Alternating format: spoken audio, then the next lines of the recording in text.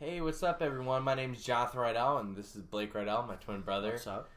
We are the creators of Famous Feuds, and we just want to talk a little bit more about Antonio Brown because we put up a YouTube video a few months ago, and it was kind of just, what was happening between Juju Smith-Schuster and Antonio Brown at the time, and really how their beef not only blossomed, but almost continued throughout AB's tenure in Pittsburgh.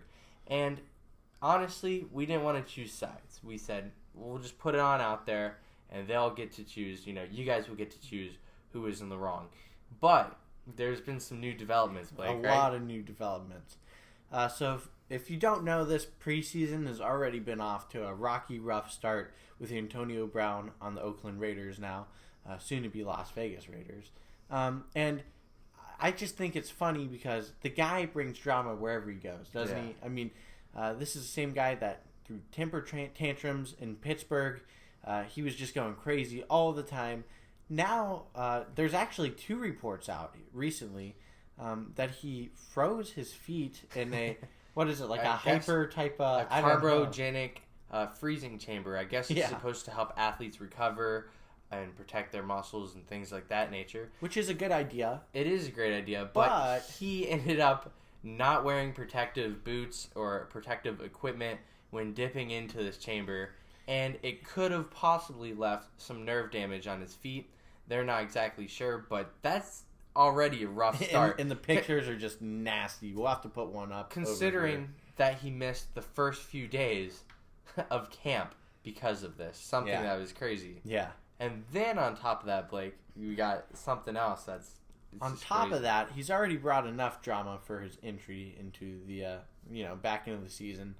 But he's now claiming that he's going to retire if he doesn't get to wear his old helmet that he wore for 8 or 9 years with the Pittsburgh Steelers. Which is just funny to me because now he hates that team. And it's funny because they're constantly worried about player safety. And then the league tries to do something for player safety. Try to institute new revolutionary types of helmets, stuff that will, cut down on concussions so that he's able to play longer, make better plays, and get paid, which is something that he loves getting done. And now he's starting to retire, which is to the contrary of all the benefits of these new helmets. Something that's really fascinating. And I think, Blake, he's scheduled to make at least $15 million a year. And he's starting to walk away from this. Walk away from millions of dollars, a successful career. I mean, international fame. He's been on the cover of Madden a few times. And actually, it's funny. There was a frostbite emblem on the year of Madden that he was on. So maybe the Madden curse is real. I'm not so sure anymore. But, I think it's just crazy that we see the evolution of the man. He was, very humble. What was he? A 6th-round draft pick. Coming into the Pittsburgh Steelers from a small school. He turned it around. He became one of the best receivers in the league. He gets in a little scuffle with, Smith-Schuster. And Ben Roethlisberger. And he decides, oh, you know what? That's it. I got to get traded. He makes a big commotion, and then he brings the whole show with him.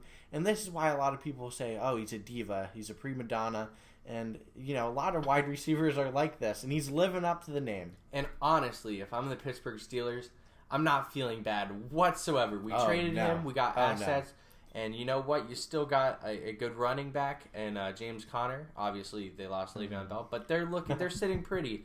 And a lot of experts actually have them ranked still within the top 10 of the NFL. So. And I say they make it back to the playoffs without him.